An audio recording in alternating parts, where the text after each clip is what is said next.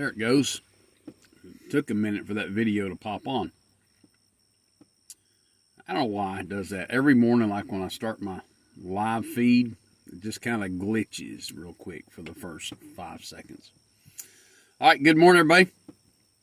We are rolling into a Tuesday here. Hope everybody's having a great week. You know me, Tuesday. I don't like Tuesdays. Tuesday's least favorite day of the week for me. You're just right in the middle of it, right in the thick of it. It's not hump day. It's not Thursday going into Friday. Definitely not Friday. But yeah, it'll be all right. We get through today, right? We start rolling through the week. It'll be all right. Weekend will be around right before we know it. So, beautiful day. A little cooler. Hadn't been too bad. A little bit of a breeze yesterday. And not bad for a summer day here in Texas. So, it's going to be all right. It's going to be good. Listen, man, let me give you something this morning. This is really good. This is not deep, but this is really good and profound. By the way, sorry about the noise. If you hear the cars passing by out here, I've got my door open because it's just a nice, cool day. Nice day. So let me give you something. This is really cool. Read 2 Kings, chapter 6 through 10 this morning. And again, we're still talking about the story. We're right in the middle of the story of Elisha and some of his adventures. And in chapter 6, we see the Assyrian army is going after the army of Israel. And they think they've got the Israeli king. They think they've got him trapped and they've got him cornered and they're going to ambush him. And the Assyrian army is kind of waiting, in this area, and they snuck up on him, and they think they've got him right where they want him. And Elisha sends messengers out, or sends a message to the king of Israel and says, don't go that way.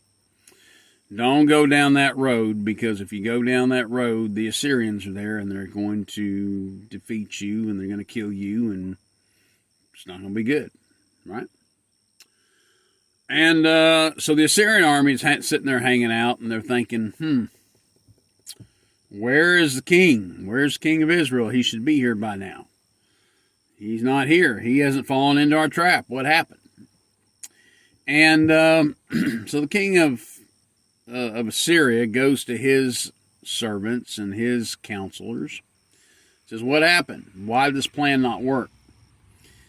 And their messengers say, well, King of Israel's got this guy named Elisha who whispered in his ear and told him not to come down this way and that there would be an ambush and that he would lose. And the Assyrian king says, well, how did he know we were there? And the Assyrian king's messengers and counselors say, this guy's a prophet of God. And they make a really unique statement here in the story if you read it. For the sake of time, I'm just paraphrasing the story. And they tell the king of Syria, they said, this guy Elisha, he knows what you're saying even in your bedchamber. He knows your secrets. Now, obviously, Elisha doesn't know, but God knows, and God speaks to Elisha. Now, there's a thought process in there all by itself, folks. God knows what you're doing in secret, okay? Even in your bedchamber. Now, the stuff you think you're doing in private, God knows. That's free this morning. Well, the Assyrian army then says, or Assyrian king says, okay, I want you guys to take a great host. Take chariots, take all the heavy armor, and I want you to go capture Elisha. And so Elisha's hanging out, and I'm looking for the name of the city that he's in. I guess it doesn't matter. Dothan, I think is his name. Starts with a D. Forgive me if I'm wrong. Go back and read it for yourself. But they sent an army to go get Elisha, and they surround the city that Elisha's in. It's a huge Assyrian army. And they do it overnight, so they come in under the guise of nightfall, and they surround the city, and they're all there. The entire Syrian army is there for one man, Elisha. And Elisha's servant gets up the next morning. He goes out to get some water or do whatever he's doing. And he looks out and he sees this huge Assyrian army. He goes running back to Elisha. And he says, Elisha, he said, man, this army's out here. The Assyrian army, they're here. They're here, and they're here for you. And Elisha makes this statement. Oh, this is so good, y'all. This is so good. Chapter 6, verse 16. Here's what Elisha says to his little servant. He says, and he answered, fear not, for they that be with us are more than they that be with them. Now, can you imagine this little servant? Elisha says, hey, there's more people on, look, I got more people on my team than he has on his team. Don't worry about it. And that little servant's looking around going, I don't see your team, Elisha. It's just you and me here, buddy. What team are you talking about? What team are you talking? There's no army here, Elisha. They're here for you. These are the Assyrians. They got chariots. They got spears. They got weaponry. They got armor. They've all come for you. What are you talking about? Elisha says, go take one more look. Go look again. And in verse 17, it says, and Elisha prayed and said, Lord, I pray thee open his eyes that he may see. The Lord opened the eyes of the young man, and he saw. And behold, the mountain was full of horses and chariots of fire round about Elisha. So you have Elisha, he's in this city, he's in this town where he's hanging out. And then surrounding the town, you have the Assyrian army. And then the servant goes back out, he looks up, and in the mountains, and all around up in the mountains, all surrounding the backside of the Assyrian army, was this mighty host of angelic beings and chariots of fire, and all surrounding the Assyrian army. Now that's cool stuff.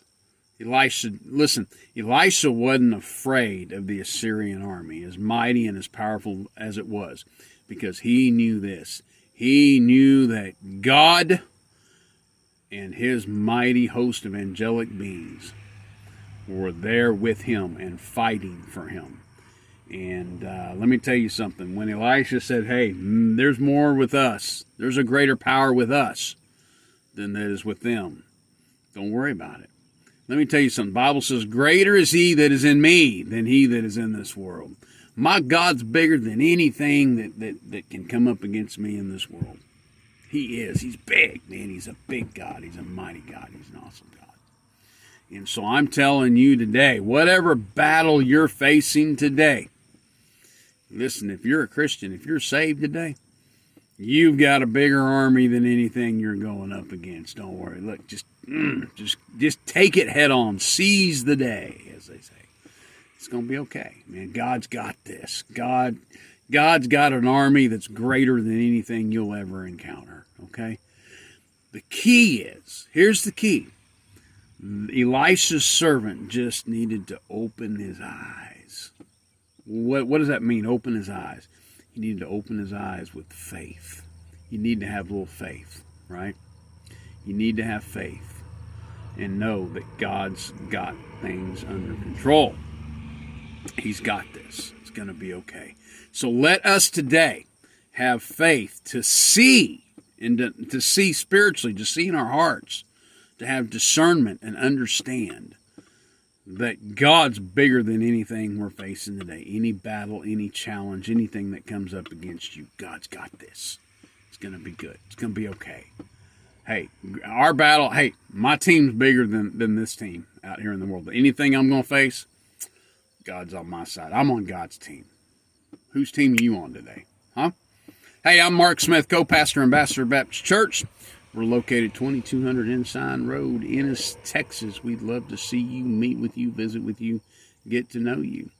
Hey, if I can do anything for you, make sure you leave it in the comments. I'd love to pray for you. If you have any prayer requests, put it in the comments.